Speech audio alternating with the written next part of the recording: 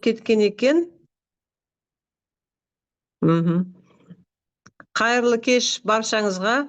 Егер де менің дауысым естіліп тұрса, онда чатқа 3 плюсик қоя кетіңіздер. Дауысым естіліп тұрса, мен көрініп тұрса, онда плюсикті қойып өтіңіздер. Мен содан бастай берейін. Клара ханым қойып жатыр. Гүлвира ханым. Жақсы. Енді ақырындап мен бастай берейін. Бүгін енді қазақша өтеді. Мен енді кей жерлерде қазақша сөйлеп жатып, арасында орысша қосып қойып жүретін болсам, оған ренжімеңіздер, кешірім өтінем, заранее айтып қойып жатырмын. Арасында бір қазақша ұмытып қалған сөздерім болған кезде орысша иногда қосып жіберетінім бар. Соған алдын ала кешірім сұрақ қояйын. Жақсы, онда бүгін енді бастайық. Осы біздің Сублар компаниясы туралы кішкене қысқаша мағлұмат беріп айтып бастайын. Сублар компаниясы осы біздің Қазақстанның нарығына келгеніне міне 1 айдың көлемі болды. Бұл қазақстандық компания деп саналады, Сублар компаниясы. Бірақ продукцияның барлығы бізде Башкириядан шығады.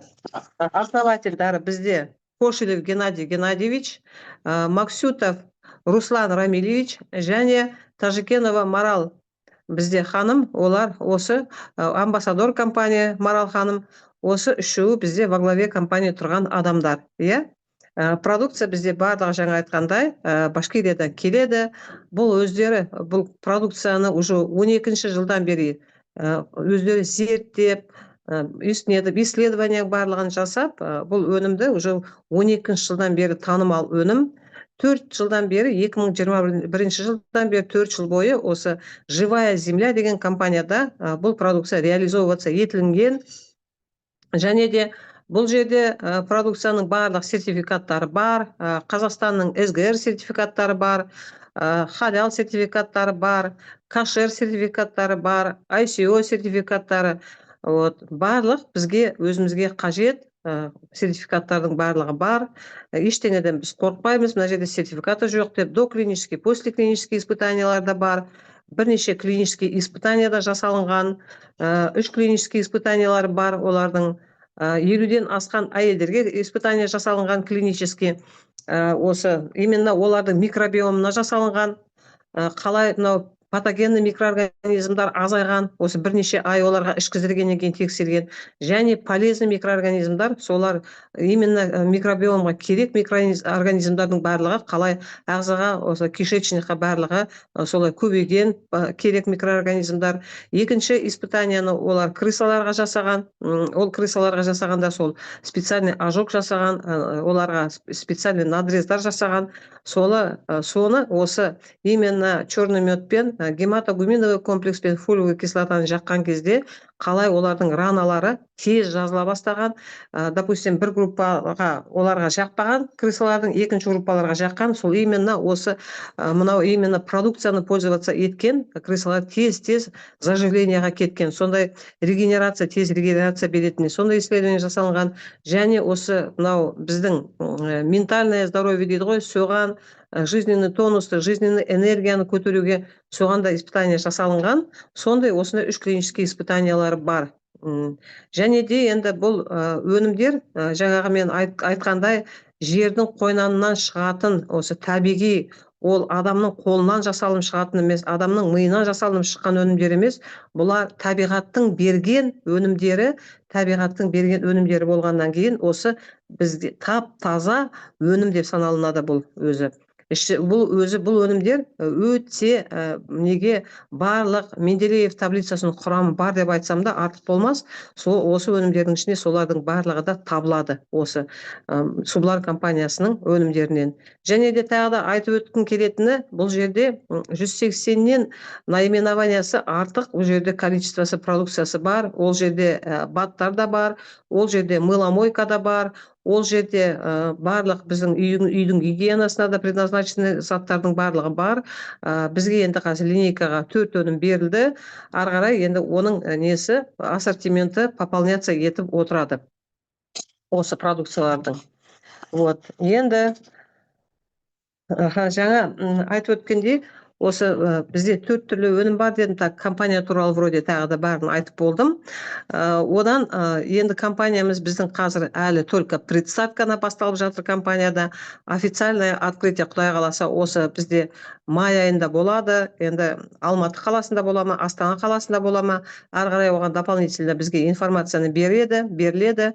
Қазір бізде предстарт болды. Жұмысты бастап жатқанымызға міне екі жұмада, міне осы 2 жұмалық қана міне басталған біздің стартымыз бар. Соған 2 жұмалық табысымызды алып, қазір барлығымыз қуанып жатқан жағдайымыз бар. Результаттар да алып жатырмыз, уже міне қазір бірінші результаттарды да алып жатырмыз. Осы өте керемет, өте тамаша табиғи өнімнен керемет нәтижені алып отырмыз қазір. Денсаулыққа ешқандай кері әсерін бермейтін, бүкіл біздің 32 бағытта ағзамыздағы 12 системаға жұмыс істейтін осы өнімдерден өзім міне 4 өнімді қазіргі таңда ішіп отырған жағдайым бар. Солардан қандай қазір уже нәтижені алып отырмыз. Енді өнімдерге келмек болсақ, бұл жерде бізде қазіргі таңда 4 өнім бар. Ол енді біріншісі гематогуминовый комплекс 001. Осы гематогуминовый комплексті енді бізде черный мед деп, простонародье черный мед деп айтады ғой, сол қара бал деп айтамыз. Сол осы барлық гуминовый, гематогуминовый комплекстардың арасындағы лидер деп бұны айтуға болады. Өйткені бұл 100% өте высококонцентрированный гуминовый комплекс пен фолиевый комплекстардың жасалынған осындай өнім. Бұның ішінде 64% фолиевый қышқыл не болса, комплекс болса, 33 бұл жерде процент гуминовый бұл жерде комплекс бар. Сондай өте мықты, өте бай, темірге бай, өте йодқа бай. Бұның ішінде 74 түрлі минералдар бар, барлық организмға қажет. Және бұл жерде 18 түрлі амин қышқылдар бар, 10 түрліден артық бұның ішінде витаминдар бар. Және осы гематогуминдық өнімнің ОВП-сы, бұның потенциал дейді ғой, окислительно-восстановительный потенциал -500 мегапит. Ол дегеніңіз өте мықты организмді ощелачивать деді. Осы қышқылдаудың тепе-теңдігін қалпына келтіреді деген сөз. Және де бұның ішінде 14 тетратриллион бұл жерде бос электрондар бар. Яғни әр адамның ішінде триллион, бұл жерде адамның организмінің ішінде клеткалар болады, е? Әр клеткалар өзінің жұмысын жасайды. 3 ай сайын, допустим, клеткалар жаңарып тұрады. Егер де адамның ағзасында ауру клетка көп болатын болса, адам егерде денсаулығында көп ақау болатын болса, оның ішіндегі клеткаларда, адамның ішіндегі жасушаларда сондай больной ауыратын жасушадан ауыратын жасуша туады. Және де оларға жаңа электрондарын, өйткені бір жасушаның электронын, екінші жасушаның электронын алып қойса, жаңағы мынау біздің қара балдың ішіндегі бос электрондардың, парный электрондарды восполнять етуге 14 триллион деген өте көп бос электрондар сол біздің клеткаларымызды оздоравливать ететін, біздің клеткамызды, біздің жасушамызды қалпына келтіретін сондай қабілеті бар. Және де қара бал дегеніңіз ол біздің ішіміздегі метаболизмімізді жақсартады, ағзамыздағы метаболизмімізді, біздің зат алмастыру процесін жақсартады бұл дегеніңіз. Бұл өте жақсы иммунитетті көтереді. Бұл өнімде ешқандай возрастной ограничение жоқ. Жас балаға болсын, аяғы ауыр әйелдерге болсын, емізулі аналарға болсын, және үлкен қария адамдарға болсын, немесе жаман аурумен ауыратын адамдар болсын, немесе өте қиын гормоналдық дәрілерді ішіп жатқан адамдар болсын, солардың барлығына бұл өнімді ішуге болады. Ешқандай бұл ағзаға кері әсерін келтірмейді. Естественно, конечно же, бұл батты ішіп бастаған кезде, ол сіздің ағзаңызда бір проблемалар болатын болса, денсаулығыңызда өзіңіздің кінәраттарыңыз болатын болса, оны қозғайды ол, әрине. Ол қозғамаса, онда ол жұмыс істеп жатқан жоқ деген сөз. Ал енді ішіп бастаған кезде бір жеріңіз ауырып жатса, ол дегеніңіз сізге ол жұмысты бастап жатыр. Оған қуану керек. Бұл значит маған жұмыс істеп жатыр деп. Одан бұл енді жаңа мен айтып өткенде 32 бағытта біздің 12 системамызға бірақ көмектеседі деп айттым ғой. Сол сияқты жүрек аурулары болса да, адам инфаркт алса да, инсульт алса да, миокардит болса да, басқа да жүрек аурулары болса да, оған да ешқандай зияндығы болмайды, пайдасы болмаса пайдасы.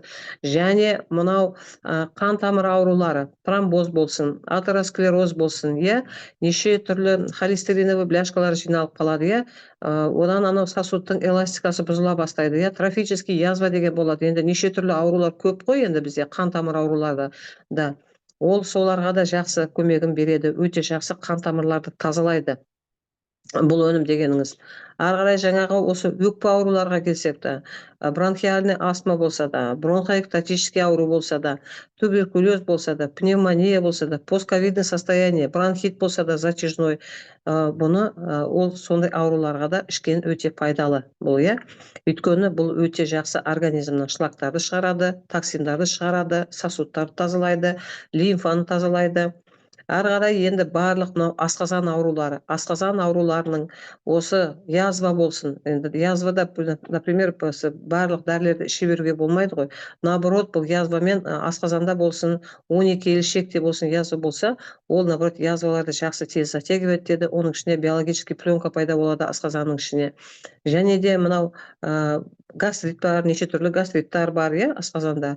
Жаман ауруда болады, асқазанда часто кездеседі ондай статистика бойынша. Одан мынау біздің ұйқы безімізде панкреатит болса да, ұйқы безіміздегі сахарный қант диабеті болса да, бірінші, екінші тип қант диабет болса да, одан кейін мынау бүкіл ішек жолдарымыздағы ауруларымыз бар, неше түрлі колит болсын, иә, энтероколит болсын, дуоденит болсын, 12-перстный кишкада, бауырымыздың аурулары болсын, холецистит болсын, иә, жаңағы мынау дискинезия болсын, өтіміз толған болса, өтіміз қоюланған болса, өтімізде құм болса, өтімізде тас болатын болса, солардың барлығы не? Бұның өте пайдасы зор бұл. Барлық біздің желудочно-кишечный тракт деп айтуға болады. Және мынау буын ауруларға келмек болсақ, буын ауруларға бұны ішуге де болады, буын ауруларға бұдан компрессор жасауға болады. Қазірдің өзінде естіп жатырмыз, компресс жасадық, түнге байлап қойдық деп айтып, содан ауырғаны қойды, қақсағаны басылды деп, уже сондай результаттар, нәтижелерді алып жатыр адамдар. Сол буын ауруларға сондай нәтижені беріп жатыр. Одан өте керемет, өте көп результаттар бізде қант диабетінен болып жатыр. Өте көп результаттар тері ауруларынан болып жатыр. Тері ауруларына оларға как внутрь ішу керек, так и наружно да қолдануға болады. Өзі Геннадий Геннадьевич Кошелев келгенде де айтқан, ең бірінші банкасын біз алып келгенде, Руслан Рамилевич ол бір инсультный адамға берсе, Геннадий Геннадьевич ол псориазбен ауыратын адамға берген екен. Содан сол бір банкадан екеуі өте мықты результат алғаннан кейін осы өніммен айналысып кеткен демекші. Содан осы тері ауруларынан, псориаз болсын, экзема болсын, басқа ауру болсын, атопический дерматит болсын, жай диатез болсын, неше түрлі лишай болсын, тағы да басқа аурулар көп қой, теміретке дейміз, не дейміз, сибарея дейміз, бастая, солардың барлығына бұл нәтижені тері ауруларына өте жақсы беретін. Өйткені бұл жерде организмді тазалағанмен бірдей еще барлық қажет, біздің ағзамызға қажет, жизненно важный қажет микроэлементтар, макроэлементтар, пептидтармен барлығымен организмді қамтамасыз етеді бұл өнім. Сөйтіп сонымен бірге қатар жаңағы мынау нарушение гормонального фона деп айтамыз ғой, гормоналдық фон бұзылатын болса, щитовидный железамызда бізде проблема болса, иә, бұның ішінде йод өте көп. Сондықтан да мынау гипотиреоз деген болады, узелдар рассасываться етіп жатыр екен. Одан жаңағы мынау ТТГ-лары біреуінікі повышенный, біреуінікі пониженный, иә, анти-ТПО, сондай енді анализдар завод деді ғой, учетта немен тұратындар, сондайларға да жақсы нәтижелері бар бұның. Одан кейін неше түрлі новообразование, ол енді киста болсын, поликистоз болсын, миома болсын, басқа полиптар болсын, басқа да гемангиома болсын, солардың барлығын рассасывать ететін қабілеті бар бұл өнімнің. Одан бұл жаңағы аутоиммундық аурулар, аутоиммундық ревматоидный артрит болсын, псориаз болсын, красная волчанка, неше түрлі енді аутоиммунный аурулар бар ғой, соларға да бұны ішуге болады, оған да противопоказания ешқандай жоқ. Тем более мынау онкологияға да мынау именно апоптоз раковых клеток дейді ғой, сол раковый клеткалардың өспеуіне бұл көмегін береді. Тоқтатуға, метастазды әрі қарай жан-жаққа метастаз кетпеу үшін соған тоқтатуға бұл нәтижесін беретін өнім бұл дегеніңіз. Енді тағы да жаңағы балаларға да задержка речевого развития, аутизм болсын, жаңа неврологиялық неше түрлі аурулар бар. Солардың барлық осы давление болсын, высокое давление, нормализует давление деп тұр ғой. То есть егер де адамның давлениесі жоғары болса, оны төмендетіп түсіреді, ал енді төмен болса, наоборот, ол давленияны көтереді деген сөз. Өйткені ол понижает деп тұрса, тек қана онда давлениесі жоғары адамдар ғана ішуге болады деп айтуға болар еді. Нормализует дегеннен кейін ол енді қан тамырымен жұмыс істегесін, қан тамырдың эластикасын қалпына келтіргесін, және де бұл продукцияның барлығы клеточный продукт, бұлар клетканың ішіне кіріп жұмыс істейтін қабілеті бар, за счет того, что бұл өте көп бұның ішінде фолиевый қышқыл болғаннан кейін осындай керемет нәтижені беретін өнім бұл дегеніңіз, Енді жаңа айттым ғой, сол раковый клеткаларда бұның метастасикасын тоқтатады деп айттым ғой. Жаңа тастарды да ерітіп шығарады. Өте көп бізде осы компанияда результаттар именно бесплодиядан өте көп результаттар бар. Бала көтере алмай жүргендер бала көтеріп, женский проблема, ер азаматтарда простатит болсын, аденома болсын, сондай проблемаларға решать етуге өте көп нәтижесін берген. Енді бұны жаңа мен айтқандай ештеңе қосылмаған, тек қана сол жердің мынау екі реликтовый озеро бар ғой, соны неде Башкирияда, сол реликтовый озероны, ол өзі охраняемый территория, біздің основательдер 50 жылға оны арендаға алған, сол озероны 15-17 метр бурить етіп, соның жердің астынан бәлен миллион жыл жатқан сол өсімдіктердің, солардың қалдық нелері ғой, бәлен почваның астында жатқан, соны 15-17 метр қазып алып, тазалап, солай қалай біздің анамыз, табиғат анамыз бергенді, соны тазалап біздің алдымызға әкеп беріп тұр осы өнімді. Оның иісі бар деп кейбіреулер мұрнын тыржитады, бірақ ол табиғи өнім болғаннан кейін оны иісі болу керек. Өзіміз бірінші күні ашқанда ойбай мынаның иісі жаман деп неттім, уже екінші, үшінші күні ананың иісі ұшып та кетіпті. Ол бірінші ашқан бетте иісі бар сияқты болып кішкене нетеді, содан кейін уже екінші, үшінші күні уже иісі де аз, кішкене ғана білінеді, кей адамға сезілмейді да. Өзім уже міне екінші банкасын ішіп жатырмын, біреуін бітірдім, уже екінші банкасын ортаға жақындатып қойдым. Ешқандай несін мен нетіп жатқан жоқпын, жаман деп, иісі жаман деп сезіп жатқан жоқпын, наоборот рахаттанып ішіп жатырмын. Өте ұйқым күшті жақсы болды. Бірінші кездерде 3 күн ба 4 күн ба прям оянғым келмей ұйықтады ғой, әбетке дейін көзімді аша алмай ұйықта деп өте қатты ұйқыдан қиналып жүрген адаммын да. Ұйқым жақсарды тоже осы өнімді ішкеннен кейін. Одан кейін бірінші 3-4 күннен бері менің бүкіл ішімдегі ауруларымды қозғады. Менің енді көп буын ауруым болғаннан кейін менде мелкий суставта, крупный суставтарда бәрінде менде коксартрозым да бар, гонартрозым да бар, полиартритім да бар, артритім да бар. Барлық буындарымды 3-4 күн қасыққанда маған өте қиын болды. Сразу емес, где-то бір 3-4 күннен кейін мен қозғала бастады. Содан кішкене ауыртты. Мынау иығым, менің мынау иығым ауыратыны бар, сол иығымды қозғады. Ұйқы безімде, асқазанымда проблема бар, солай қозғап. Содан әйтеуір через обострение улучшение келді. Как раз ол еще ораза болып жүрді. Ойладым, енді аузымды ашып жіберем бе, не істеймін деп. Бірақ шыдадым, не болса да шыдадым. Сөйтіп міне Аллаға мың да бір шүкір, қазір рахаттанып осы өнімді ішіп жүрген жайым бар. Осындай керемет енді нәтижені береді. Және айтқандай бұл өзі мынау адамның жизненный энергиясын да өзгертеді, биополисін да өзгертеді. Адамның жалғыз физически здоровье емес, бұл ментальный да здоровье береді. Және бұл адамның нервный стресстерден да қорғайды. Восстановление нервных клеток дейді ғой, соған да өте жақсы жұмыс істейді бұл өнім. Осы мынау біздің гематогуминовый комплексіміз, біздің қара бал, черный мед деп біз үйреніп қалдық қой енді, черный мед деп. Кей адам әлі күнге дейін кейбіреулер білмейді екен, черный мед десең, олар ойлайды, баяғыда мен өзім естігенде де ойлайтынмын да, ой, ол мед, қара түсті да мед болады, сол қара түсті мед, соны сөйтіп әлдеқандай сатады деп ойлайтынмын. Оның несін білмейміз ғой, пока неткенше білмейміз ғой. Оказывается, ол дегенің бұның ішінде қандай өнім біздің қолымызда, қандай қара алтын тұр деп те айтуға болады бұны. Өйткені бұны еш мынау ағзаға бір кері әсерін тигізеді, немесе бір побочный действиесін береді деп ештеңеден қорықпай, смело біз бұны бәрі любой адам алып ішіп отыра алады. Енді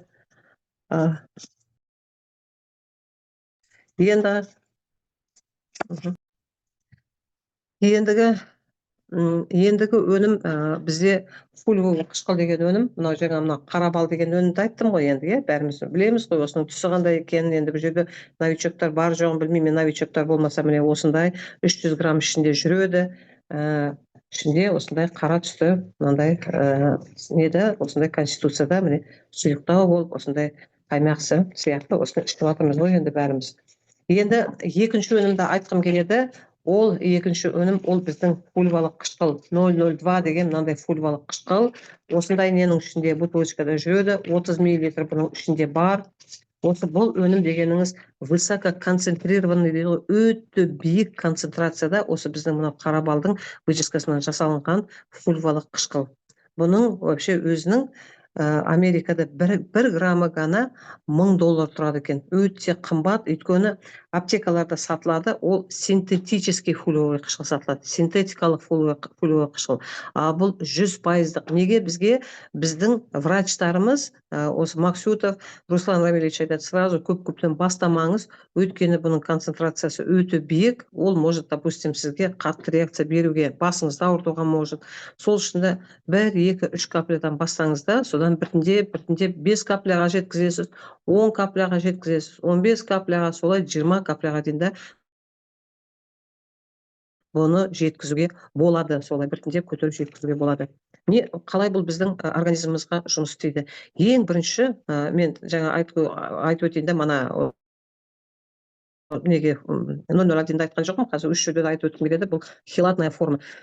Хелатная форма, то есть биодоступная форма, бұл біздің клеткаға сопроводитель, транспортировщик деп айтып болады. Біздің жасушаға барлық біздің ағзамызға түскен темір болсын, магний болсын, калий болсын, кальций болсын, селен болсын, не болса да, соны бүйтіп клеш сияқты болып жабысып алады да, мынау осы именно жабысып алады да, клетканың прямо ішіндегі митохондрийдің ішіне кіргізеді. Клетканың ішінде, ол клеточный продукт қой бұл. Митохондрияның ішіне кіргізіп, клетканың ішіндегі токсин мен бактерияларды жұлып алып, сыртқа шығарып тастайтын қабілеті бар екен. Осындай ең бірінші мықты қабілеті осы фульвовый қышқылдың. Одан кейінгі бұның несі, бұл өте мықты нервный импульстармен, нервный окончаниямен жұмыс істейді.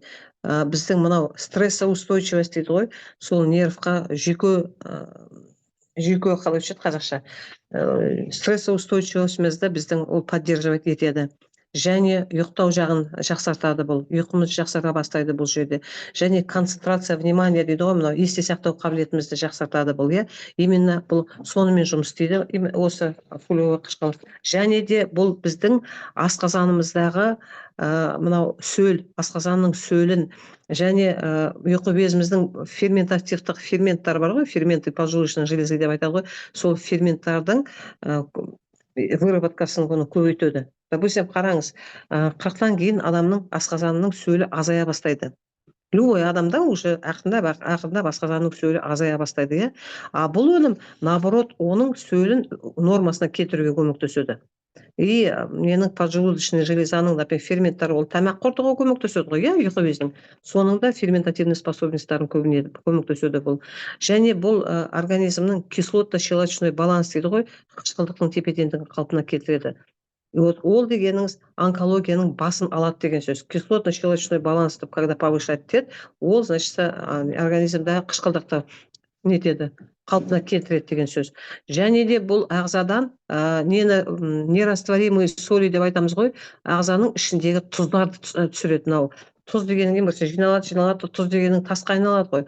Сол езілмейтін тұздарды, нерастворимый соли дейді ғой, езілмейтін тұздарды шығарады, ағзадағы нелерді, токсиндарды шығарады, ағзадағы шлактарды шығарады, және ағзадағы тасты, өттегі тасты, бүйректегі тасты шығаратын бұның сондай өте мықты қабілеті бар. Жаңа айтқандай сол холестеринді ерітеді бұл организмдағы, және бұл өте керемет біздің қанымызды сұйылтатын қабілеті бар. Клеточный продукт қой, бұл клеткамен жұмыс істейді ғой. Барлығын клетканың ішіне сопровождать етеді, клетканың ішін тазалайды, иә. Және бұл осылай біздің қанымызды өте қатты сұйылтып, тазалап, сосудтардың барлығын тазалап беретін осындай бұның свойствосы бар. Осы мынау фульвовый қышқыл деген осы өнім, иә. Барлығының бағасы бірдей 18 000 теңге тұрады. Оны барлығымыз білеміз, иә.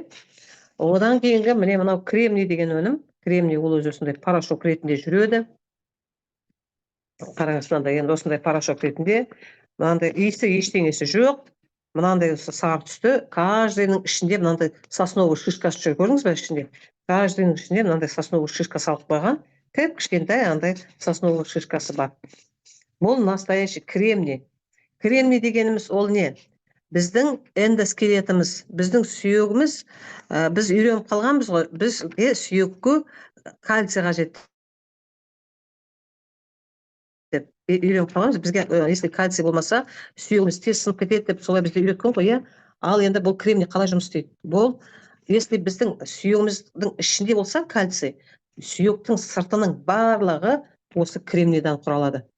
Наоборот, егер де кремний жетіспесе, перелом дегенің тез болады, тезіне болады. Кальций да керек, но самый главный свойствосы ол кремний. Өйткені кальций ол барлық тамақтарда табылады. Қандай тамақта болсын, кальцийда хоть какой-то процент, но кальций бар, иә. А кремний ол барлық жерде бола бермейді. Кремний организміңізде жетіспесе, ағзада кремний жетіспесе, ол дегеніңіз камнеобразование дейді ғой, бұл сөз ағзаға тас пайда бола бастайды. Бүйрекке тас пайда бола бастайды, немесе өтке тас пайда бола бастайды.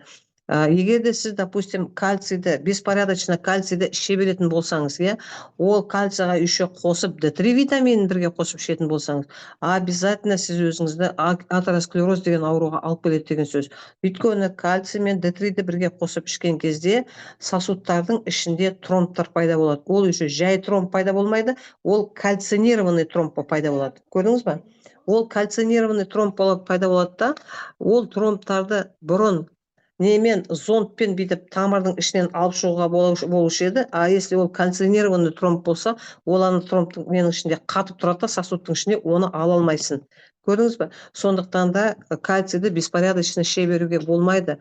Оны обязательно тексеріп, біліп, солай ғана ішу керек болады. Ал енді мынау кремнийсіз, жаңа мен айтқандай 70 түрлі микроэлементтер ешқандай организмға сіңбейді. Железо болсын, кальций болсын, магний болсын, бұл сөз сіңбейді. Обязательно бұл для усвоения микроэлементов бұл организмға керек.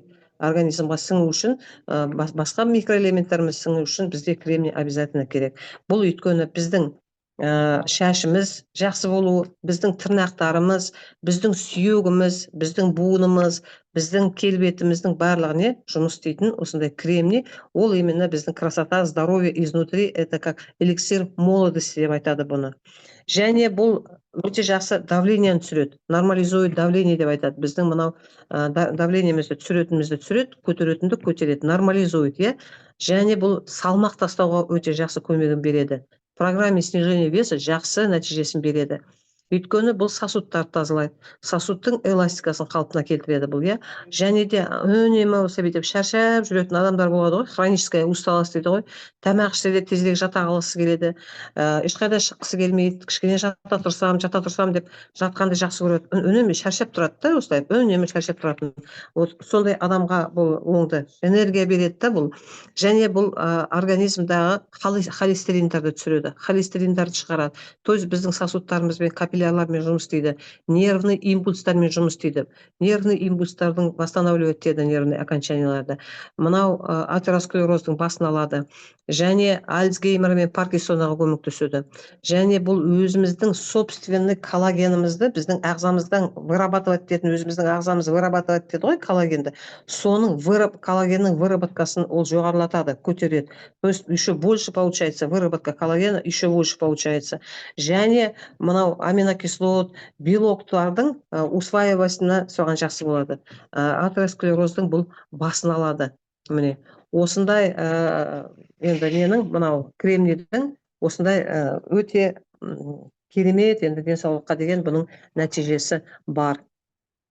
Және де мына буын ауруларға, қандай буын ауру болса да, немізде, позвоночнигімізде, омыртқамызда қандай проблема болатын болса, мынау аяқ қолымыздың буындарында болатын болса, балаларда сколиоз болатын болса, немесе уже бір перелом болса, немесе біз связкамызды жыртып алған болсақ, немесе мынау соединительный ткань деп айтады ғой, шеміршек, соларға болсын барлығына да бұл нәтижесін беретін өнім. Көрдіңіз бе? Именно осы жаңағы айтып отырған аурулардың барлығына көмегін береді бұл кремний деген өте жақсы өнім. Бұны біз бір үлкен қасықты 1 литр суға құйып қоямыз, только ол хлорланбаған су болу керек, кранның астынан алынбаған су болу керек. Фильтрованный суға 1 үлкен қасықты 1 литр суға 2 литр су ішсек, 2 қасық суды құйып қоямыз да, соны біз ішіп отырамыз. Оны 10 сағат, 12 сағат қойып қою керек, содан кейін уже ішу керек болады. Сонда нәтижесі бұдан да жақсырақ болады. Ал енді несін, түбін үйіңізде комнатный растениялар болса, сол комнатный растенияларға құясыз. Ертең міне помидордың міне рассадалары бар, сол помидорлардың рассадаларына құясыздар. Соған барлығына гүлдер дегенің жайнап шығады екен. Мен енді өзім міне ішіп жатырмын ғой, уже бір бітіп қалды менде. Ол мынау қалдығын өзім қойып ішемін да, содан анау түбіндегі қалдығын езіп жіберемін да, кранның несімен. Содан сол жерге, сол неге гүлдерге құйып, гүлдерім мені құлпырап қызаға келіп айтып жатырмын ғой. Менің үйдегі гүлдерімнің бәрі қалай күшті болып өсіп жатыр деп сөйтіп айтып жатырмын да. Сол және біздің мынау шашымыздың несін качествосын жақсартады, тырнақтарымыздың, кей адамның тырнақтары жұп-жұқа болады, иә, сына береді, жарылып жатады тырнақтары.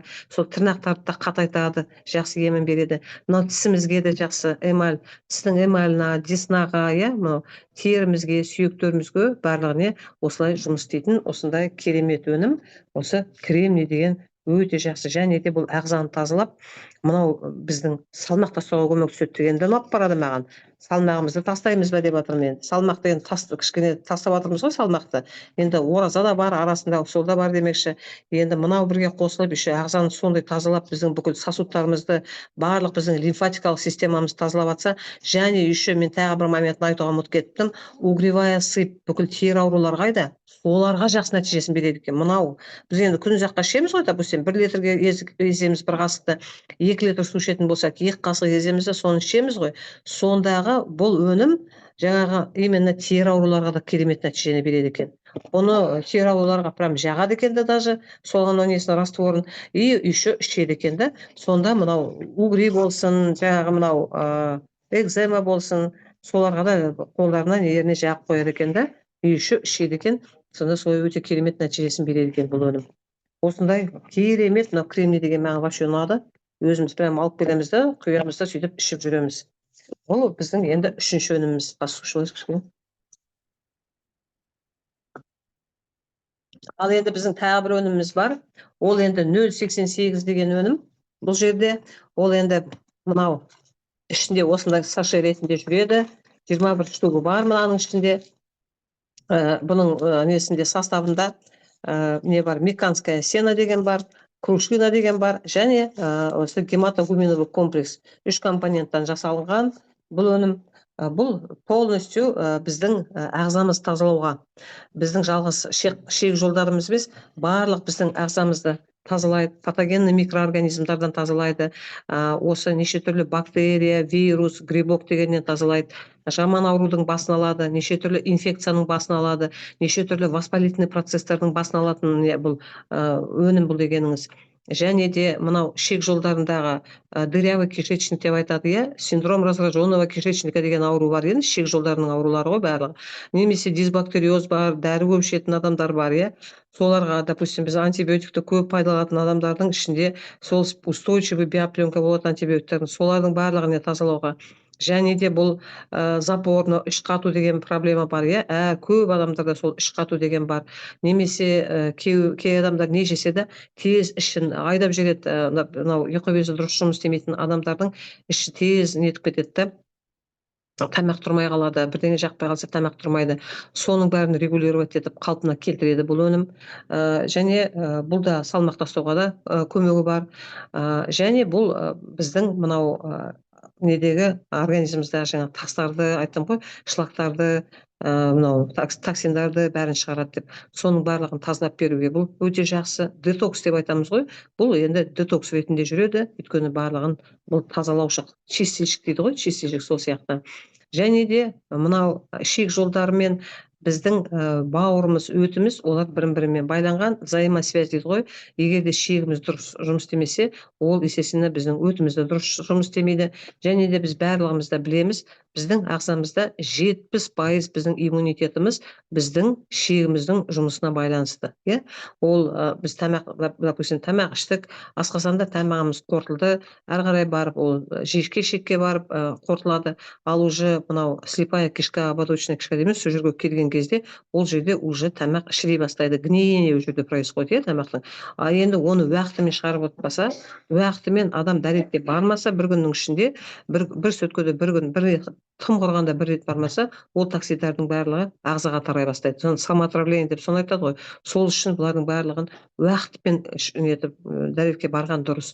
Ал не үшін иммунитет дұрыс болмайды? Егер де адамның шегі толып тұрған болса, каловый массаларға, каловый камниларға толып тұрған болса, қайдан адамның иммунитеті дұрыс болады? Оны сол үшін тазалап алған дұрыс. Және қандай өнімді ішіп бастаса да, ең бірінші шек жолдарын, бауырды, өтті, лимфаны тазалап алған дұрыс. Бұл дегеніңіз жаңағы мынау барлық бауыр аурулардың проблемалары болсын, жаңағы дискинезия болсын, холецистит болсын, жаңағы мынау желчекаменная болезнь болсын, одан кейін мынау застой желчи болатын болса да, солардың барлығы не көмегін береді. То есть жалғыз шек жолдарына емес, полностью біздің ағзаға жұмыс істейді, токсиндарды шығарады, және мынау инфекциялардың басын алады, шлактарды шығарады, сосын тастарды ерітеді. Және бұның өте мықты қабілеті, мынау кіндіктен төмен қандай бізде не бар? Мочевыделительная система дейміз ғой, осы мочевой пузыріміз, бүйрегіміз бар, придаткамыз бар, енді простатаға мынау предстательная железа бар, солардың барлығы не? Осы бүйрекке тас жиналатын болса да, бүйрекке құм жиналатын болса да, соған да өте жақсы әсерін беретін осындай мынау керемет 0,88 деген өнім. Бұны енді тамақтың кешке жатардың алдында біз бір стақанға ертіп, жылы стақан суға ертіп ішеміз. Тезірек еріп кету үшін жатардың алдында бұны ішу керек. Түнде адам ұйықтап жатқан кезде шегі оның демалып тұрады. Сол кезде бұл шекті тазалап, сол именно шек жолдарымен, сол өт жолдарымен, және мынау мочевыделительная система бүйрекпен, және мынау мочевой пузырь, сол именно осы органдардың барлығымен жұмыс істейді бұл өнім. Ағзаның барлығын тазалап шығады. Және бұны 3 күн ішіп, 3 күн демалу керек деп айтады. Неге деп айтады? Өйткені кей адамдар күнде дәретке барады. Оларға, допустим, мынаны күнде ішетін болса, ішін айдап жібереді. Кейбіреуінің іші қатып жатса, кейбіреулерінде проблема ол жоқ. Сол үшін 3 күн ішу керек, 3 күн демалу керек деп айтады. Ал енді іш қататын адамдарға, допустим, менің өзімнің проблемам ол, мен оны күнде ішсем де маған бұл артық болмайды, мен өзім іше беремін бәрібір. Ал сосында тағы да бір лайфхак, егер де ішіңіз қататын болса, бұны 1% кефирға, енді слишком жирный болмасын дегенім ғой, сондай кефирді кішкене жылтып, соған да бұны езіп, мен өзім солай ішем. Солай езіп, жатардың алдында солай да ішуге болады, егер де іш қату проблемасы болатын болса. Міне осындай өте керемет өнім екен, ағзаны тазалауға, барлық шегімізді, өтімізді және мочевыделительный системамыздың барлығын тазалап, организмдарды шлак пен токсиндарға тазалайтын бұның осындай керемет қабілеті бар. Енді тағы да бізде басқа өнімдер келеді, өте керемет көп күшті өнімдер келеді. Айтып жатыр қазір бізге осы ближайшее время деді, осы апрель айында деді, тағы да бір өнім келеді деді бізге. Қандай өнім деп еді ана жолы? Қандай өнім келеді деді, Құдай, бір өнім келеді деді. Күшті бір өнім келеді деді, әйтеуір денсаулыққа өте пайдалы тағы да бір өнім келеді деді. Солай ақындап бізге тағы да өнімдер қосылып отырады деді. Асқазандікі, бауырдың, өттің, бөлек өкпеге арналған, жүрекке арналған, және мынау неврологияға арналған сондай өнімдер бізге қосылып отырады. Біртіндеп ақындап қосылып отырады. Қалған өнімдер бізде маркетплейстан біз өзіміз қалаған, өзіміздің алғымыз келген заттарды алып отырамыз. Ол енді бұл осы мынау біздің өнімдер туралы менің осы жаңағы айтып отырған сіздерге берген қысқаша айтып түсіндіріп айтқан сізге нем. Естіліп жатыр ма сіздерге? Естіліп тұр ма? Естіліп жатыр, барлығы. Әйтеуір мен сөйлеп жатырмын, жақсы естілмей қалмай қыспасын деп жатқаным ғой. Вот, енді қараңыз, енді мен сіздерге нені айтайын, маркетинг планды айтайын. Енді маркетинг план бәрімізге де керек. бәріміз де білеміз. Бұл жерде не де бар, табыс көзі де бар, денсаулық та бар, табыс көзі де бар бұл жерде.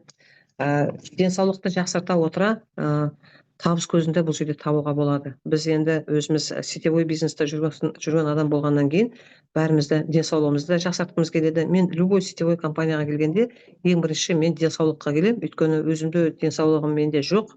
Бер жағым бүтін, әр жағым түтін деп өзім күліп айтқанда бетім жылтырап тұрғанмен, бар, Құдайдың берген неше түрлі аурулары бар. Баяғыда тиктокта маған бір комментарий осылай бірнеше адам жазған, өтіріктеп айтасың, жап жас басыңмен сонша аурулардың бәрін қайдан жинап алғансың деп. Сол сияқты енді не істейміз, енді Алланың берген ауруы, бірақ Аллаға мыңда бір шүкір деймін. Осы міне 21 жыл болады биыл мен осы баттарды қабылдап келе жатқаныма, осы баттардың арқасында жүргеніме де Аллаға мыңда бір шүкір деймін. Өйткені 2004 жылдары мен осы баттарды ішіп бастаған кезде маған айтқан, не сіз инвалид боласыз, не о дүниелік боласыз деп маған сондай ертек қойған сол кездерде. Мен бастағанда осыларды ішіп. Содан кейін мен түсіне бастадым. Бұның мынау биологически активный добавканың ағзаға қалай жұмыс істейтінін бірнеше специалистта, бірнеше врачтың учетында тұрам, кардиологта учетта тұрам, ревматолог учетта тұрам, гастроэнтерологта учеттамын, нефрологта учеттамын, допустим, иә. Әр андай узкий специальностьтарда учетта тұрғаннан кейін әр врач кем дегенде 3-4 дәріні жазып береді маған. Постоянно контрольда болғасын, тем более менде жай анау аурулар емес, серьезный диагноздар болғасын.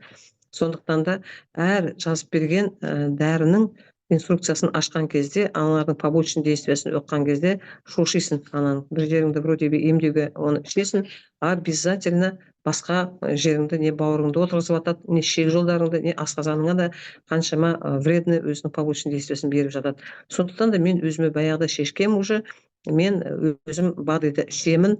Өйткені бір өкпен 5-6 қоянды бір атып аламын.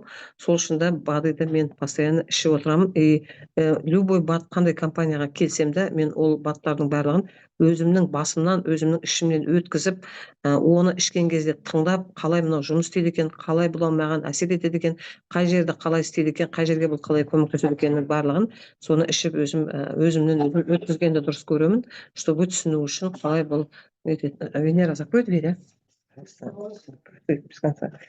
Сонымен сөйтіп осы БАДты сіздерге де мен ішуге оны кеңес беремін. Өйткені көп адам түсінбейді, ойлайды бұл адамдардан ақша тарту, өтірік сату деп ойлайды. Мен бір не айтқым келеді. Ана жолы менің бір туысқаным айтады, мен айтамын, неге БАД ішпейсің, көп тоже ауыра береді да, жас енді менің өзі двоюродный сестренкам болады. Соны мен айтамын, онда басқа компанияның продукциясын предлагать еткенмін, ол кезде басқа компанияда істеймін. Сонда ол маған айтады, жоқ, ол керек жоқ, маған ішпеймін, мен оны БАДи дегенге мен вообще сенбеймін деп сөйдейді. Соған ол өзі врачқа барса, врач оған айтыпты, мынау витаминді іш, бұл витаминді тек қана мынау аптекаға барып ал деп жіберіп, сол витамин мынау полностью бұл комплекс ішінде барлық витамин бар, осы витаминді іш деп соған нетіп беріпті, жазып беріпті, рецебін жазып беріпті. Соны үйіне барсам, сол витаминді ішіп отыр, БАДи ішіп отыр, бір аптекадан барып алыпты. Соны врач маған осыны іш деп айтты, 16 000 теңгеге сатып алдым деп сөйлейді. Соны мен күліп жатырмын, енді сен не ішіп жатсың? Сен БАДи ішіп жатсың, қарашы, сыртында жазып тұрған биологически активная добавка, қандай компания екенін айтпай ақ қояйын. Сол сияқты сол аптекадан барып ішіп отыр.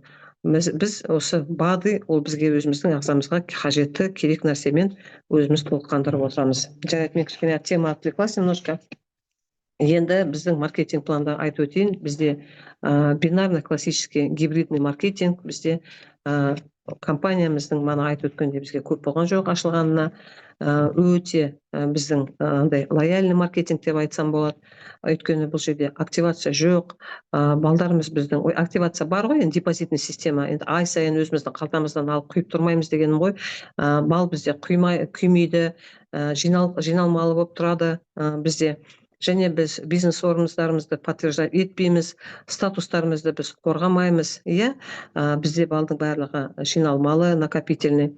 Өзіміздің неміз, маркетингіміз біздің өте щедрый. Және де енді бұл жерде үлкен сондай 400-500 мыңмен кірмейміз. Ең көп дегенде біз егерде бизнесқа келетін болсақ, біз 216 000 теңгемен 12 өнімді аламыз. Ешқандай бизнесті ешқандай бизнесті бұндай ақшамен бастай алмаймыз. Менің қызым айтады: мам, давай бір бизнес бастайық, давай ортадан ақша тастайық та бір бизнес ашайық деп сөйлейді. Мен айтамын: мен ешқандай бизнес ашпаймын. Маған бәлен миллион ақша салып, сосын ол ақшаны қашан шығарам? Конкуренция везде жесткая, қазір бәрі продается через интернет-магазин. Қазір қарап отырсаң, бәрі ТикТокта сатып отыр, бәрі Каспи KZ-та сатып отыр. Оның ашасын бір магазинде, оның арендасы бар, оның налогы бар. Ол жерде дүкенші, ана жерде как байланып қалған ит сияқты отыруың керек. Жоқ, ондай керек емес деймін. Міне 216 мыңға өзіміздің интернет-магазиніміз ашылады, бизнесқа келетін болсақ. Иә, соған уже тек қана Сайтмұрат Давлатов айтқандай, менің аузым ваш рот, ваш магазин дейді ғой. Өзіміз аузымызды ашқан сайын біздің өзімізді табыс көзі бізге түсіп отырады. Иә, сонымен сол 216 мыңға 12 өнімді алуға болады. Егер де сіздің қалтаңыз көтеріп алса, сол пакетқа кіреміз. Одан кейін бізде бизнес пакет бар. 108 мың теңгеге 6 өніммен кіруге болады. Енді оған жағдайыңыз болмай жатса, онда хотя бы стандарт пакетқа кіреміз 54 мың теңгеге. Оған 3 өнім аламыз. Бұл жерде система апгрейда бар. Апгрейд, тем более бұл жерде не жоқ, уақыт дегені қойылмаған. Қай уақытта болсын өзіңіздің пакетіңізді біртіндеп көтеріп аласыз. Ал енді тұтынушылар келетін болса, мен мына бір өнімді алып ішіп көрейін, қалай ол маған жұмыс істейді, денсаулығыма көрейін, көмектесе ме, көмектеспей ме деп ішіп көрейін дегендерге, солар бір өнімнен бастап, ары қарай сосын өзінің пакетін біртіндеп көтере береді. 18 мың теңгеге бір өнім алады. Ол бізде старт пакет деп саналады. Ал енді каждый өзінің компанияның өзінде не болады? Өзінің внутренний несі болады, бальный системасы болады. PV деген бізде бір PV 500 теңгеге теңеледі. Бір PV ол 500 теңге болады. Бір өнім, бірінші біз старт пакетқа кірген кезде бізде бір өнімге 30 PV беріледі. 3 өнімге, яғни 90 PV болады. 6 өнімге сонда 180 PV түседі. Ал енді 12 өнім алған кезде онда 360 PV болады оның несі. Енді бұл жерде бірнеше табыс көзі бар ғой бізде. Бинарлық бонус бар, рефералдық бонус бар, матчинг бонус бар деген сияқты, премия бар. Енді бізде ең бірінші бонусымыз ол біз шақырған үшін, өзіміздің адамдармен бөліскен үшін, онлайн бөлісеміз, офлайн бөлісеміз, продукция туралы біз айтамыз мағлұмат, бұл жерде қандай табыс көзі бар екенін адамдарға көрсетеміз, ақша табу жолдарын көрсетеміз. Сол үшін бізге компания кэшбэк төлейді. Біз, например, адамды шақырдық, өзіміз, допустим, егер де біз табыс көзіне келдік, онда VIP пакетқа келген кезде бізге 12% төленеді. 12% төленеді, 15% төленеді. Рефералдық бонус бірінші линиядан біз 15% аламыз. Яғни мен өзім осы жерге келдім компанияға, өзімнің арқамнан шақырдым, допустим, Эльмира ханымды шақырдым, Жамиля ханымды шақырдым. Олар менің бірінші линиям, маған олардан 15% түсті ақша. Енді уже олар өздерінің шақырған адамдарынан, Эльмира ханым өзінің адамдарын шақырды, Жамиля ханым, басқа менің Венера ханым, менің личниктарым, олар өздерінің адамдарын шақырған сайын, ол адамдарының барлығынан маған тағы да 5% түсіп отыр. Ол өте керемет. 2 уровеньнен алып отырасың. Ал енді неде біз уже бизнес пакетті, онда біз өзіңіздің шақырған неңізден 10% түседі, өзіңіздің шақырған личныйыңыздан, оның личныйынан 5% түседі. Стандарт пакет 54 мың теңгеге кіретін болсақ, онда сізге 10% түсіп отырады өзіңіздің шақырған адамыңыздан. Ал енді 18 мың теңгеге бірінші старт пакетқа кіретін болсаңыз, 5% сізге рефералдық бонус түседі. Оны енді апгрейдпен көтеріп отқан сайын сіздің рефералды бонустарыңыз да көтеріліп отырады. Сол үшін мен айтам да, егер де сіз бұл жерде табыс көзін көруге келсеңіз, егер де сіз өзіңізді тезірек жетістікке жетем десеңіз, уақытыңызды жоғалтпай, тез пакетіңізді VIP пакетқа көтеріп алғаныңыз дұрыс. Өйткені өзіңіздің пакетіңізді көтерген сайын сіздің ақшаңызда қомақты болып көтеріліп отырады табыс көзіңізді. Ендігі табыс көзіміз ол біздің бинарлық табыс көзі. Бинар деген ол би, 2 аяқ, 2 тармақ дейді. 2 аяқпен жұмыс істейміз. Оң жақ аяғымыз бар, сол жақ аяғымыз бар. Сол 2 аяқпен біз жұмыс істейміз. Бинарлық бонус үнемі қысқа аяқтан төленеді. қай жағымызда бізде аяғымыз қысқа болады, сол жақтан бізге пайыз төленіп отырады. Старт пакетте бізде бинарлық бонус төленбейді. Стандарт пакетте бізде 10% қысқа аяқтан төлеп отырады. Бизнес пакетте бізде 11% аламыз, және VIP пакетқа келген кезде 12% аламыз. Ең тәтті, ең жақсы біз жерде ең үлкен бонусымыз осы бинарлық бонус. Ең көп ақша түбінде осы жерде жатыр. Сондықтан да максимально өзіңіздің пакеттарыңызды VIP пакетке көтеріп алыңыз, чтобы сізге 12% бинарлық бонус алып отыру үшін. Ол бір адамның қолынан келмейді, ол тек қана командаңыз өскен сайын сіздің табыс көзіңізде өсіп отырады. Сіз постоянно үлкен статусқа келгенде де адамдар шақырып отырмайсыз, сіз уже командаңызбен жұмыс істеп, командаңызға көмектесіп, сол бинарлық бонусты алып отырасыз. Ол біздің екінші табыс көзіміз. Үшінші табыс көзіміз ол біздің чека немесе матчинг бонус деп айтамыз. Яғни біздің шақырған өзіміздің адамдарымыздың табыс көзінен, бинарлық табыс көзінен көретін біздің пайызымыз. Сіз бұл жерде енді рангтар бар ғой, бірінші жұлдыз, екінші жұлдыз, үшінші жұлдыз демекші. Сол сияқты екінші жұлдыз біз уже статусын жапқан кезде, сол кезде бізде матчинг бонус ашылады да, сіздің өзіңіздің шақырған адамдарыңыздан сізге уже 10% соның бинарлық табыс көзінен түсіп отырады. Жұма сайын бізде табыс көзін бізге ИП-ға, картамызға шығарып беріп отырады. Ол тамаша ғой. Әр жұма сайын біз өзіміздің табыс көзімізді шығарып отырамыз. Бір жұмалық табыс көзімізді жұмсап үлгерген жоқпыз, уже көзімізді ашып жұмғанша екінші жұманың табыс көзі келіп тұрады. Ал енді сіз уже когда екінші жұлдыздан кейін үшінші жұлдызға өткеннен кейін сіздің уже матчинг бонуста екінші линияңыз ашылады. Яғни сіз дегеніңіз уже сіздің өзіңіздің шақырған адамыңыздың, оның шақырған адамының табыс көзінен, бинарлық табыс көзінен одан тағы да 10% уже ала бастайсыз. Сіздің командаңыз өскен сайын, ұлғайған сайын, сіздің юбкаңыз жайыла берген сайын, сіздің табыс көзіңізді уже көбейе береді. Әрі қарай уже сіз 4-ші жұлдызды жаққан кезде уже сізге тағы да бір линияңыз ашылады. Ол жерден де сіз уже сіздің шақырған адамыңыз бірінші линия, оның шақырған адам сізге екінші линия, ал екінші шақырған адам сізге үшінші линия. Үшінші линияда уже тағы да 10% сізге матчинг бонус ашылады. Бұл өте тамаша. Өте тамаша. Сіздің ертең статусыңыз өскенде көресіз. Сіз өзіңіздің бинарлық бонусыңызды көріп тұрасыз, сіз өзіңіздің рефералдық бонусыңызды көріп тұрасыз. Ал енді ақша түсетін күні сарт ете түсіп, матчинг бонус түскенде кәдімгідей уже әжеде қомақты ақша түсіп тұрады. Ол бізде чека матчинг бонус деп айтылады. Ары қарай енді бізде тағы да еще бір айтуға ұмытып кеткенім, бізде қазіргі таңда бізде VIP бонус деген бар. Яғни сіз өзіңіз 216 мың теңгеге кірген болсаңыз, өзіңіздің арқаңыздан өзіңіз сияқты, өзіңіз қандай пакетқа кіресіз, ол мынау космический передается дейді ғой, ол сондай адамдар өзіңізге келеді. Сіз 3 адамды VIP пакетқа шақырсаңыз, сізге тағы да 3-ші адамнан 30 мың теңге VIP премия түседі үші. Ол сондай бізге сондай қазір бонус бар. Әр 3-ші, 6-ші, 9-ші, 12-ші, 15-ші әр 3 адам сайын сізге үші 30 мың теңге, сізге әр келген VIP пакетқа келген 3-ші адамнан 30 мың теңге сізге сыйлық ретінде кабинетіңізге түсіп отырады. Ары қарай енді бізде премиялар бар, Премияны кім жақсы көрмейді? Сыйлықты кім жақсы көрмейді? Сценаға шығарып, оны құттықтағанды, признанияны кім жақсы көрмейді? Барлығы да жақсы көреді, Фотоға түсу, сертификатын қолында ұстап, гүлдермен фотоға түскенді кім жақсы көрмейді сценада тұрғанды? Бәріміз оны жақсы көреміз. Сондықтан да компания бұл жерде бізге дайындап қойған премияларды бар.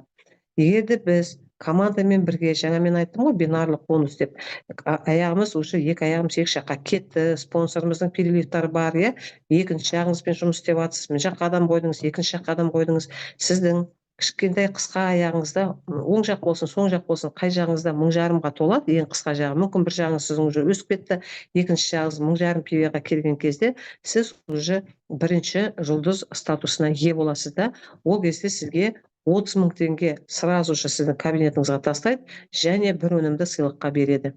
Енді мен мана айтып өттім ғой, бізде накопительный система деп, ол 1,5 мың пивеңіз сіздің тұрады, оның үстіне тағы да 1,5 мың пивді қосасыз, сонда сіз уже екінші жұлдыз иегері болып, сізге уже 2 өнімді сыйлыққа тартады да 60 мың теңгені тағы да премияға қосады.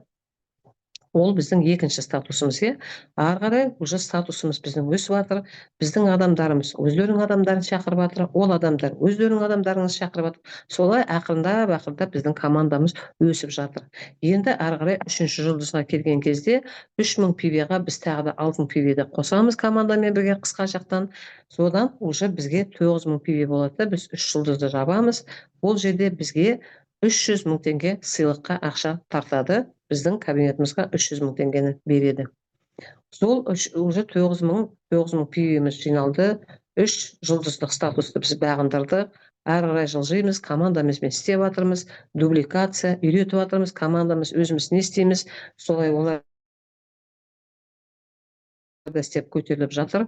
Ары қарай біз уже 9 мыңға 21 мың пиведе қосқан кезде 30 мың пиве біз 4 жұлдыз статусын жабамыз, иә. Сол қысқа жағынан 30 мың пиве болған кезде бізге 600 мың пиве, 600 мың теңге ақшаны сыйлайды. Ол ақшаны өзіңіз білесіз, өзіңізге на память бірдеңе сатып аласыз ба, подарка командаңызға жасайсыз ба, әлде жай өзіңізге на память үстіңізге бірдеңе аласыз ба, қайда жұмсасаңыз да өзіңіздің еркіңіз. Енді 4 жұлдызы жаптық. Ары қарай бізде уже 70 мың пиве, 30 мың бар, 40 мың пиве ғана жасаймыз командамызбен бірге. 4 жылдыздан кейін уже 5 жылдыз статусына өттік. 5 жылдыз статусына келеміз. Сол жерде бізде travel бонус деген ашылады. Travel бонусқа келген кезде бізге сыйлыққа 1,5 миллион теңге ақшаны сыйлайды компания. Біз 2 адам барамыз ба, 3 адам барамыз ба, барып обязательно қыдырып келіп, сол жақтан фотомызды, видеомызды, міне мен Сулар компаниясынан қыдырып жүрмін деген сондай фото-видеоны жібереміз. Өзіміз қалаған жағымызға барып демаламыз. Ары қарай уже бізде бронза жұлдызы ашылады. 200 мың пиве қысқа аяқпен жасаған кезде осы жерде біз міндетті түрде оң жағымыздан бір 5 жұлдыз, сол жағымыздан бір 5 жұлдызды өсіруіміз керек болады. Оны бірінші күннен бастап уже біз соған уже акцент қоюымыз керек. Бір жақта сондай, екінші жақта сондай бір адамымыз өсіп келу керек өзімізбен бірге. Сол кезде бізге автобонусқа 10 миллион теңге ақша беріледі. Сол кезде уже сіз автобонус алуыңыз керек. Және де өзіңіз үстіне ақша қосып, табыс көзіңіз де ол кезде жақсы болады. Басқа да өзіңіздің қалаған автомобиліңізді ала аласыз. Енді ары қарай жылжимыз, иә. Ары қарай уже бізде серебряный, күміс жұлдыз статусына уже келе жатырмыз. 600 мың, 200 мың пивеға 400 мың пиведе қосып, 600 мың пиве қысқа аяқпен жасаған кезде біз уже серебряный звезда болып, күміс жұлдызы болып, сол кезде уже бізге 15 миллион теңге ақша беріледі. Және бұл жерде лидерский пул деген ашылады. Барлық осы күміс жұлдыздардың араларында 0,5% Всемирный товарооборот компаниядан сол барлық осындай күміс жұлдыздардың араларында бөлінеді. Енді бұл жерде тек қана 600 мың пиве қысқа аяғыңыздан берсеңіз компанияға болды. Одан кейін алтын жұлдызыңыз, алтын жұлдызға келген кезде 600 мың пивеға 1 миллион 200 мың пиведе қысқа аяқпен жасадық. Бұл жерде уже 30 миллион теңге сыйлыққа беріледі. Тағы да 0,5% лидерский пул барлық осы алтын жұлдыздардың араларында бөлінеді. Ең үлкен біздің статусымыз ол платина жұлдызы. 5 миллион 400 мың товарооборот қысқа аяқтан берген кезде, сонда уже 60 миллион теңгенің егері болып, 1% мировой товарооборот компаниядан бізге сыйлыққа береді. Осындай өте керемет сыйлықтар бар. Құдай қаласа, Алла жаса, бәріміз осы компанияда ең бірінші болып келгендердің барлығы осындай үлкен жетістіктерге жетіп, барлығы бір машинаға мініп, кортеж болып, осы Астана қаласындағылар, басқа Ақтөбе қаласы, Алматы қаласы, Шымкент қаласы, қандай қалада бәріміз қазір міне бірінші болып кіріп жатырмыз ғой, міне сол үлкен жетістіктерге жете берейік. Командамыз барлығымыз біздің осы үлкен жетістіктерге жете берсін деп тілегім келеді. Одан енді бұл жерде депозитный система деп айттым ғой, біздің кабинетімізде 2 кошелегіміз бар, біреуі основной бонус, біреуі депозитный бонус. 90% бізде основной бонусқа жиналады табыс көзіміздің, депозитный бонусқа 10% жиналып отырады. Біздің депозитный бонустан екінші покупканы біз маркетплейстан алып отырамыз. Бұл жерде енді 500 пиве ограничение бар. 500 пиведен кейін уже ары қарай бинарный бонусқа кетіп отырады. Одан кейін Вот. Меня слышно, да? Если турма? Ага. Естіліп тұр. Да, слышно. Все уже. Вот, сол осылай бізде депозитный бонус бар. Және де бұл жерде маркетплейс деген бар. Біз енді депозиттің барлығын мына кісіге беріп тұр. Что-то я себя не вижу другого человека. Эркан дейді. Енді қараңыз, бұл жерде маркетплейс деген бар. Маркетплейс деген енді мен жаңа айттым ғой, 180 наименование бар, продукция деп. Соның барлығы бізде маркетплейста болады. Маркетплейстан сол депозитный системамен сол жерден өзіміз алып отырамыз. Және біздің бұл жерде 15 линияға дейін бізге депозитный бонус түсіп отырады. 15%-дан 45%-ға дейін бұл жерде біз өзіміз депозитный бонустан алып отырамыз. Және бір айтып өтейін дегенім, маркетплейспен біздің өзіміздің командамыздың адамдары да, біздің осы бинарный системаға тұрған адамдар да пайдалана алады. Және сіздің ссылкаңызбен сіз өзіңіз кімге бересіз, ссылкаңызбен осы маркетплейспен қолданатын адамдар сізге олардан да пайыз түсіп отырады. Енді маркетплейс әлі пока қосылған жоқ.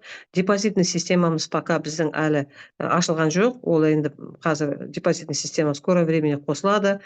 Одан кейін маркетплейс та қосылады. Пока бізде енді біздің барлық табыс көзіміздің барлығын біз 100% алып отырмыз. Осымен міне, алло, Омжан, естіліп тұр ма? Түсініксіз болып кетті мына жерде. Женя, Евгений. Да, мы слышим вас. Слышите, да? Да, А то просто я себя не вижу, я не себя, просто мужчину вижу. Почему-то на экране. Ержан демонстрацию вот запустил, я не могу его найти. Сейчас, секунду.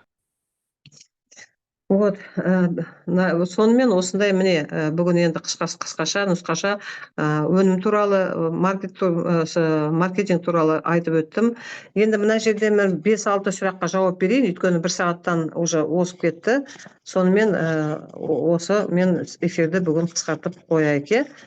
5-6 сұрақтарыңыз болса, жазып өтіңіздер, осы жерге мен сұрақтарыңызға жауап беремін. Жақсы ма? Сұрақтарыңыз болса жазып өтіңіздер. Содан кейін ақырындап эфирімізді бітірейік, тоқтатайық. Сұрақтарыңыз болса чатқа жазыңыздар.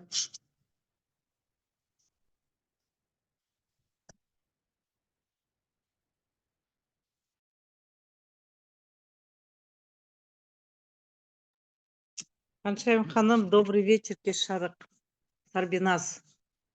У меня такой вопрос. В общем, деген жана маған салып тұр, енді мен как бы не медик, не могу на этот вопрос ответить. В общем, жанағы нені наш 001-ді ішіп бастаған одна девушка, да, она болеет, кажется, туберкулезом, у нее укписы половина нету дима, и у нее началось кровотечение. Прям не могли остановить. Вот в этом плане я просто сказала ей, что нужно остановить тогда продукт. Вот соны қалай ішуге болады? Или шпек тоқтата қоя тұрмаса екен, или как вот? Смотрите, она как начала принимать черный мед, у нее кровотечение открылось, да? Да, кровотечение ашылып кеткен қан прям. Всегда, у них что, открытая форма, да, туберкулеза, интересно? Ну, я не знаю вообще, я сама прям не ожидала. Қалай ішкен оны, но начала, говорит, пить, у меня вот кровотечение. И как теперь быть дальше?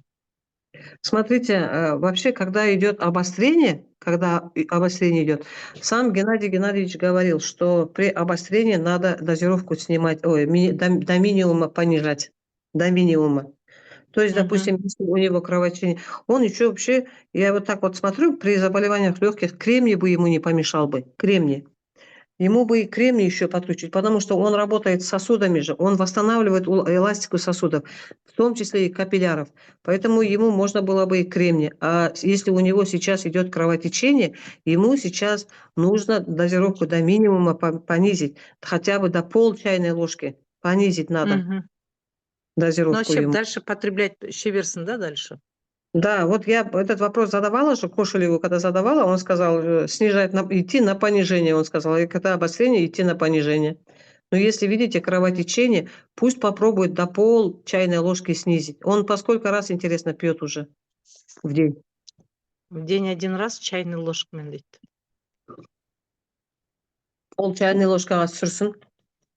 Көрсін Мгм. қалай болады. Мынау кремнийді ішсінші. Он же, видите, он А укрепляет, кремнийді, ага.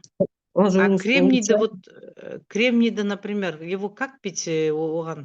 Ана неге прям вот сам порошок можно вот так взять и араластырып іше беруге, не отстаивая его? Хотя там в этикетке не написано, что нужно отстаивать его. Вот, например, в инструкции, да, вот тут не написано, что его нужно вот нетуге настаивать, ничего такого здесь не пишут, да, вот. Просто пишут, что нужно его разводить и пить, Мгм. допустим, да, этот продукт. Ну, нам сказали же вот настаивать. Он Главное, екі чтобы сағатта отстаивать. он 12 сағат настаивать надо дейді ғой, 12 сағат. А при этом, допустим, вот я вот, например, здесь, конечно же, так, напиток растительный концентрированный, дейді. Так, состав, пищевая ценность, энергетическая ценность, противопоказания, индивидуальная переносимость. Здесь я не вижу, чтобы такого было написано. Так, чтобы там его нужно настаивать, ничего такого не пишут. Но это они говорили, что лучше настаивать. Но если, ну, например, в первые дни я же его не настаивая пила. Просто вот этот осадок, он должен оставаться на дне. Понимаете? Мгм. А для чего его нужно настоять, чтобы свойства, видно, у него было больше и лучше свойства стали. Поэтому, видно, его настаивать надо. Потому что это все-таки порошок, он полностью растворится, все, что нужно, в воде остается, остальное оседает на дне. Поэтому желательно, Мгм. конечно же, настоять. Желательно, в общем, кремний добавить, да? Мгм. Кремний пусть добавляет и пусть пьет. Как вот вместо воды пусть кремний пьет. Мгм. Жақсы, рахмет. Кремний, он и метаболизм улучшает, и обмен веществ будет улучшать ему. И тем более и жизненную энергию его еще повысит. У него, если туберкулез, у него по-любому у него хроническая усталость, слабость такое. Вот. Поэтому нужно пить. Вот так вот пусть пьет. Пусть по чуть-чуть начинает пить. Хорошо? Рахмет көп. Ага. Теперь вот тут написали, кремний повышает кислотность и аппетит. Кремний, наоборот, понижает аппетит, раз он помогает в программе снижения веса. Но выработку желудочного сока у нас улучшает и повышает это фолиевая кислота. А кислотность он не повышает, кремний. Кислотность, выработку желудочного сока и ферментов, это у нас повышает фолиевая кислота. Это, наоборот, то, что нужно. Все уже. Давайте еще пару вопросов, если есть вопросы. Если нет, давайте закроем. Вот этого вопроса, что сейчас девушка задавала. Вы говорите к черному меду кремний. А разве не фолиевая кислота идет добавочно при туберкулезе? Нет, я не говорила, что его вместе надо пить. Кремний-то отдельно надо растворять. Нет, я поняла, что отдельно. Оно вообще кремний отдельно пьется, это я знаю. Я к тому, что вы говорите черный мед и плюс кремний. А фолиевую кислоту вы как бы не рекомендуете. Ну, у него, видите, у него же кровотечение открылось, а фолиевая кислота, она еще больше разжижает же кровь. Ага. Сейчас, вот в данном случае, когда у него кровотечение, как я могу сказать, пить еще фолиевую кислоту, чтобы у него еще больше кровотечения было? Нет, я просто уточняю у вас, спрашиваю, А, как это самое ага. правильно. Нет, просто в данном случае, из-за того, что кровотечение, сейчас пока нежелательно фолиевую кислоту. Там и так в черном меде фолиевой кислоты 64% есть. А суточная дозировка вообще кремния сколько в организме у человека должно быть? Допустим, детского. Ну, взрослого 1 грамм кремния должно быть. Но если у взрослого 1 грамм, то у ребенка должно быть в 2 раза дешевле, хотел сказать, меньше. Ну, я думаю, что для ребенка в зависимости от возраста 10-20 грамм. Я вот как-то читала так. В чате было об этом. Миллиграмм, наверное. Миллиграмм, да, миллиграмм. Если 1 грамм на взрослого человека, то 10-20 миллиграмм на взрослого, на детский организм. Ага, ясно. Мгм.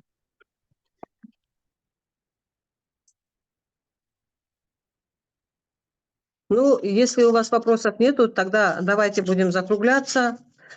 Хайкайым ханым, менде бір сұрақ бар. Кеше түйініп алып кеткен адамым Ал черный медті ішіп жатыр да, содан сахарный диабетті бар адамдар ішуге болмайды деп жазыпты деп бір жерден оқып алып қорқып отыр. Сахарный жоқ, диабетпен ауыратын адамдарға ішуге болады ғой бұл? конечно болады. Кім оны айтты? Ол черный мед деп, олар, наверное, думают, что, допустим, интернетқа черный мед деп жазады, а интернет ол буквально переводит оны. Буквально, что черный мед, ол значится мед деп. А олар гематогуминовый комплекс деп жазу керек. Оны, наоборот, сахарный диабеттен результат өте көп. Өте көп результаттар сахарный диабеттен. Солай деп айтсам, бір жерден оқып алыпты. Жоқ, даже бұл осыны длительно ішкеннен кейін, есть люди, которые мынау өзінің ішіп жүрген таблеткаларынан уже отказались от своих таблеток. Осы 4 жылдың ішінде өте көп результат. Мынау Рахмет. чат бар ғой, отзыв. Соны ашып көрсе, результат көп сахарный диабеттен. Просто бұл өнім, бұл өнім табиғи өнім болғаннан кейін, бұл сразу тез результат бермейді, тем более сахарниктарға. Еще инсулиновый зависимділер болса, оларға кем дегенде 4 айдан 1 жылға дейін ішу керек, жоқ дегенде. Ол ақырын табиғи өнім болғаннан кейін, табиғи органикалық өнім болғаннан кейін, бұның ішінде ешқандай усилителдер жоқ қой, тез результатты бере қоятын. Бұл натуральный продукт қой. А сахарный диабеттен результат өте көп. Сондықтан да іше берсін, қорықпасын ешбір. Бүгін, даже бүгін маған өзіме, міне Өскеменнен менің партнерім шықты, сахарный диабет, инсулинозависимый, 5 күніне 5 рет инсулин алады. Мен өзім Геннадий Геннадьевичқа шықтым, осындай менің адамым бар, соған не ішуге болады деп сөйледім. Черный мед, потом мы еще один продукт, очень шикарный продукт, еще внедрим деді сахарный диабетқа. Пока пусть пьет черный мед деді. У нас результатов очень много деп Кошелевтің өзі айтты, мен лично өзім бүгін сөйлестім Кошелевпен. Рахмет. Бередім. Жақсы, онда баршаңызға рахмет. Бүгін өздеріңіздің алтын уақыттарыңызды бөліп, 1 сағаттан артық отырып, осы ақпаратты тыңдағандарыңызға дендеріңізге саулық тілеймін. Осы істеп жатқан компанияда денсаулығымыз жақсы болып, осы черный медтің гематогуминдік комплекстің арқасында жақсы нәтиже көрейік денсаулықта, және де бәрімізді табысты болайық, осы аман болайық. Алла жазса, тағы да ендігі кездескенше бәрімізге күн жақсы. Жақсылық тілеймін сіздерге. Амандық, саулық тілеймін. Сау болыңыздар.